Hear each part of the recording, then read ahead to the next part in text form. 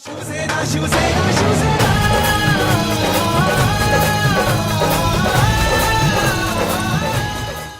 Cluster development जी आहे, cluster डेव्हलपमेंटच्या बाबतीमध्ये सुद्धा ह्यांनी आडमुठेपणाची भूमिका घेतली आणि गाववाल्यांना उद्ध्वस्त करण्याचा यांनी प्रयत्न केला.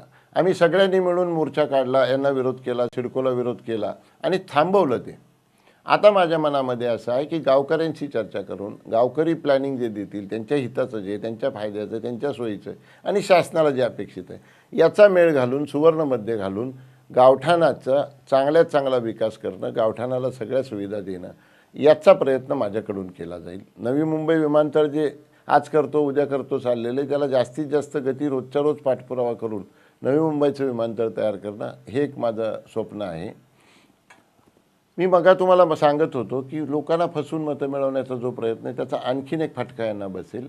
या शहरामध्ये महापालिकेमध्ये साधारणतः 7-7.5 हजार टेम्पररी कामगार आहेत, बिचारे वर्षानुवर्ष टेम्पररी आहेत.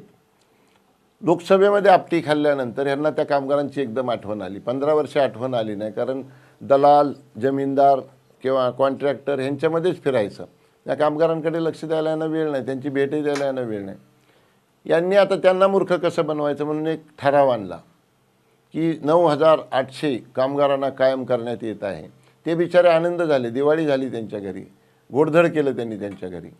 मलाही आनंद वाटला, कारण माझ्या हाताखाली काम केलेले माझे पाल्य असल्यासारखं होतं. मी त्यांचा पालक होतो, मी त्यांची खूप काळजी घेत होतो. मी कमिशनरकडे चौकशी केली की बाबा ह्याच्यामध्ये किती बजेट तरतूद लागली, चांगलं काम केलं तुम्ही आणि किती तुम्ही तरतूद केलेली आहे, किती पोस्ट क्रिएट केलेले आहेत.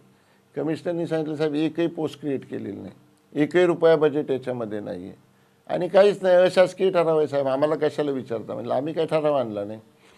हे पाहिल्यानंतर मी त्याची वस्तुस्थिती लोकांसमोर आणल्यानंतर सगळे कामगार पेटून उठलेले आहेत आणि त्यांनी सांगितलं की याला धडा शिकवल्याशिवाय आम्ही गप्प बसणार नाही.